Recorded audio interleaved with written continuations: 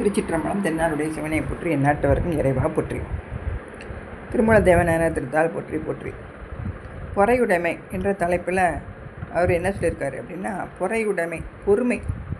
மற்றவங்க நமக்கு என்ன தீங்கு செஞ்சாலும் பொறுமையாக இருக்கணும். இறைவனை அடைவதும் அவனோடது அருளை பெறுவதுமே குறிக்கோளாக இருக்கணும் அப்படின்னு சொல்லி சொல்கிறாரு. மற்றவங்க நிந்தைகள் செய்கிறாங்க அப்படின்னா அதுக்கு காரணம் பொறாமை. அவங்க மேலே பொறாமைப்படுறதுனால தான் மற்றவங்கள பற்றி அவதூறாக பேசுகிறாங்க. அது கூடாது. அப்படி இருக்கக்கூடாது. அப்படி நிந்தைகள் யாரும் செஞ்சாலும் அதனால் நம்ம பொறுமையாக இருக்கணும் அப்படின்னு சொல்லி சொல்கிறார். பற்றி நின்றார் நெஞ்சில் பள்ளிதான் ஒன்றுண்டு, முற்றி கிடந்தது மூக்கையும் நாவையும், தெற்றி கிடந்து சிதைக்கின்ற சிந்தையுள் வற்றாது ஒளிவது மாகமை யாமே. மாகமைன்னா வற்றாத சேமிப்பு நிதி அப்படின்னு சொல்லப்பட்டிருக்கு. பற்றி நின்றார். எதை பற்றி நிற்கிறாங்கன்னா, இந்த உலக பொருட்கள் மேலேயே அவங்களுக்கு அந்த பற்று விடாமல் இருக்குது. அப்படி பற்று அறாமல் இருக்கிறவங்க உள்ளத்தில் பள்ளி ஒன்று உண்டு அப்படிங்கிறார். பள்ளிங்கிறது அவங்களுடைய மூக்கையும் நாக்கையும் பற்றி கிடந்து எந்த நேரமும் எதையாச்சும் படபடன்னு சொல்ல வச்சுக்கிட்டே இருக்குமா. அந்த உலகப்பற்றை விடாதவங்க இப்படி ஏதாச்சும் ஒன்று சொல்லிக்கிட்டே இருப்பாங்க அப்படின்னு சொல்லி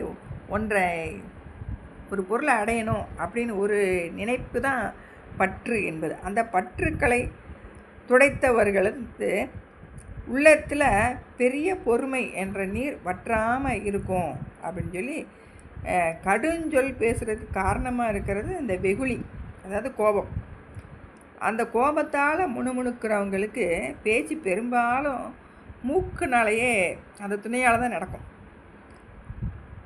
அந்த முணுமுணுக்கிறது இதெல்லாம் அப்படியே வாய் திறந்து பேசாமல் அந்த மூக்காலே பேசுகிற மாதிரி இருக்கும். காமம், வெகுளி, மயக்கம், இந்த 3 குற்றங்கள் அப்படின்னு சொல்லப்படும். இந்த காமமும் மயக்கத்தை தரக்கூடிய மாயை 2ஐயும் நீக்கினவங்க அந்த மாகேஸ்வரர்கள். அவங்க கோவப்படக்கூடாது அப்படிங்கிறத இந்த இதில் வலியுறுத்தி சொல்கிறார்.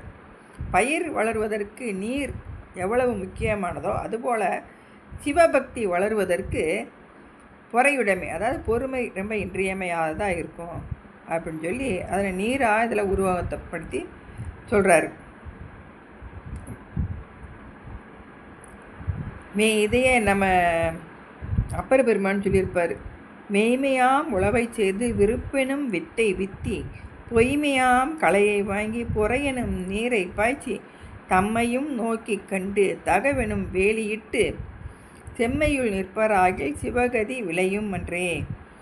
அந்த மனசை நல்லா உழவு செய்கிற மாதிரி பக்குவப்படுத்தி அதில் அந்த இருக்கிற அந்த நம்ம பொறாமை, அந்த கோபம், காமம், லோபம், மதம், ஆச்சரியம் என்று சொல்லக்கூடிய இதெல்லாம் களைஞ்சி எடுத்து இந்த பொறுமை என்ற நீரை பாய்ச்சி நீங்கள் செஞ்சால் அந்த சிவகதி விளையும் அப்படின்னு சொல்லி சொல்கிறாரு. இதனால் மாகேஸ்வரர் மற்றவங்க செய்யும் மிக ஏதாவது துன்பங்கள் நம்ம படுத்தினாலும் அதுக்கு பொறுமையால் அதை பொறுத்துக்கொள்ளணும் அப்படின்னு சொல்லி இந்த பாடல் காமிக்குது. திருச்சிற்றம்பலம்.